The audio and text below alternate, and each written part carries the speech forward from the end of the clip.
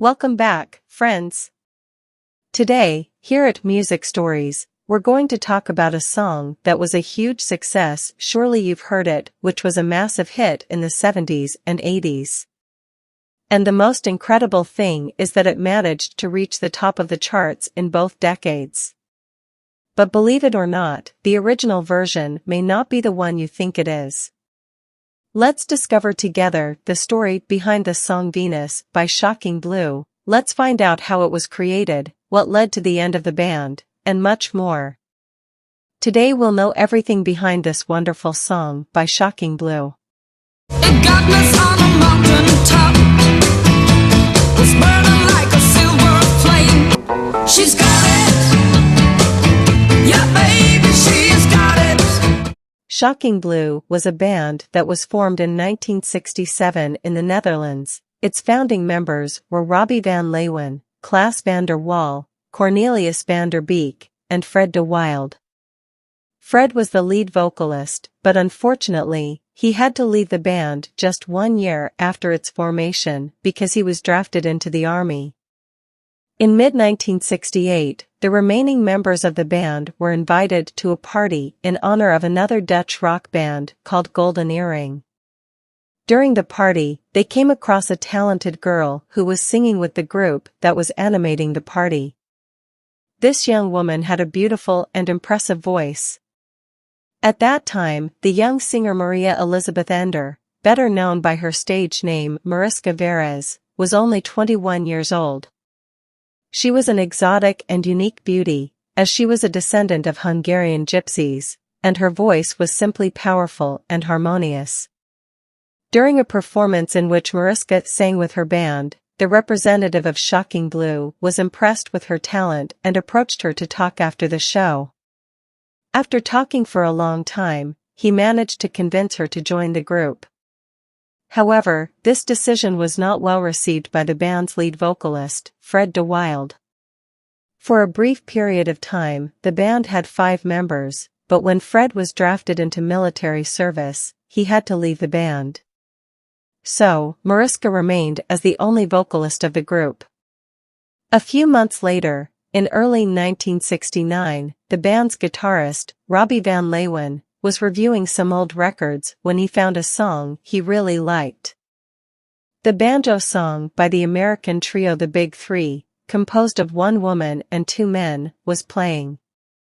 The vocalist of this trio was Ellen Naomi Cohen, who later became famous worldwide as Cass Elliot or Mama Cass of the incredible group The Mamas and the Papas.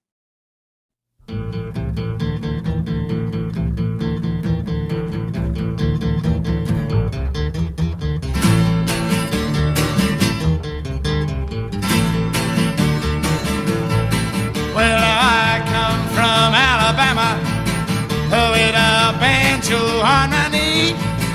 In a moment of inspiration, Robbie took the melody of the banjo song and created a new lyric about Venus, the goddess of love. She's got it, yeah baby, she's got it. Before that, the band had only had a few moderate successes in the Netherlands, but with this new song, their fame spread worldwide. In the summer of '69, the song was released in the Netherlands and reached 3rd place on the charts.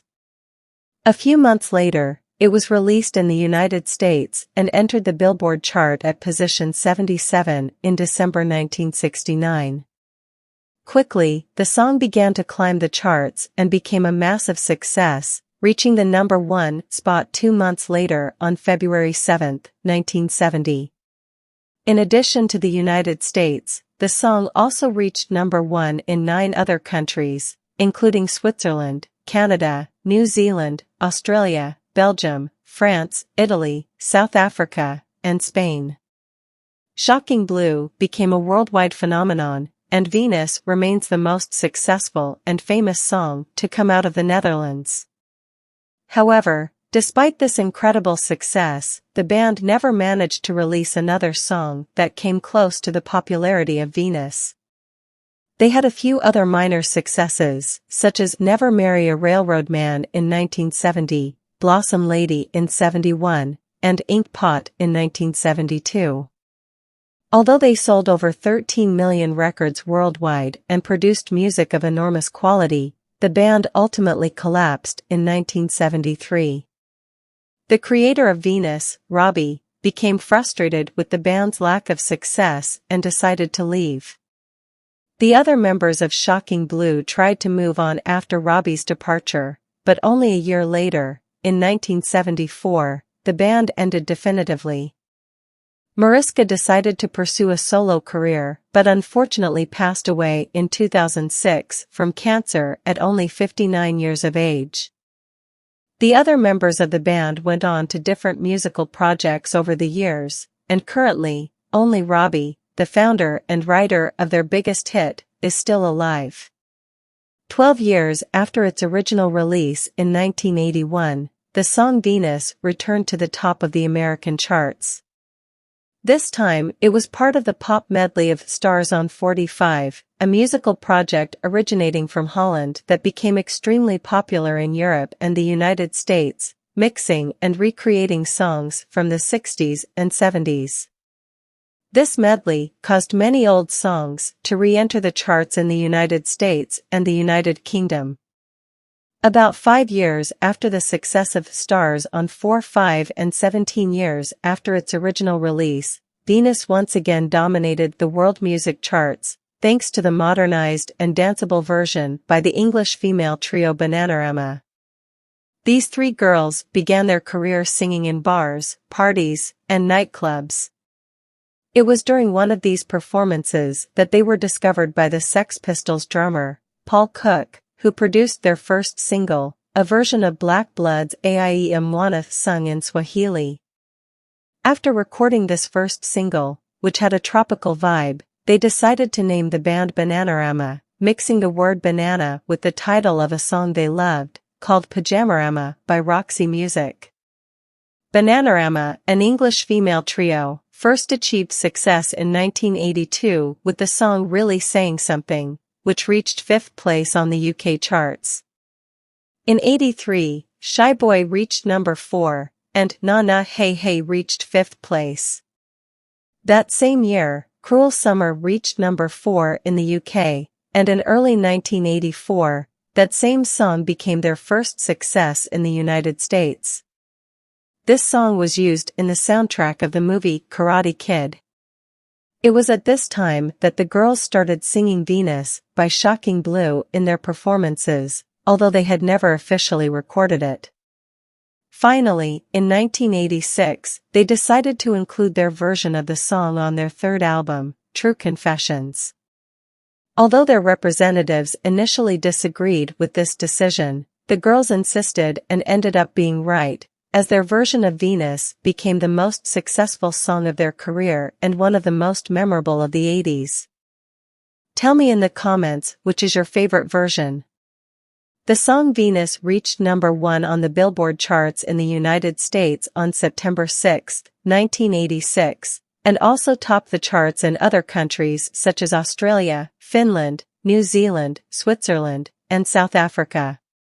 It also reached 2nd place in Germany and entered the top 10 in several other countries, including the United Kingdom, Austria, Belgium, Canada, France, the Netherlands, Norway, Sweden, and Spain. There is no question about the success of this song.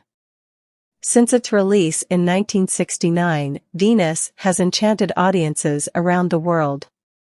Without a doubt, the versions by Shocking Blue and Bananarama were the most successful in terms of sales, but many other artists recorded the song in their careers. Among them are Welsh Tom Jones, renowned Italian singer Mina, Latin American Jennifer Lopez, and even a Mexican group called Las Moscas, who made adaptations of the song, with a very popular version in several Latin American countries. Did you imagine that this song had so many versions? Venus is a beautiful and full of love song.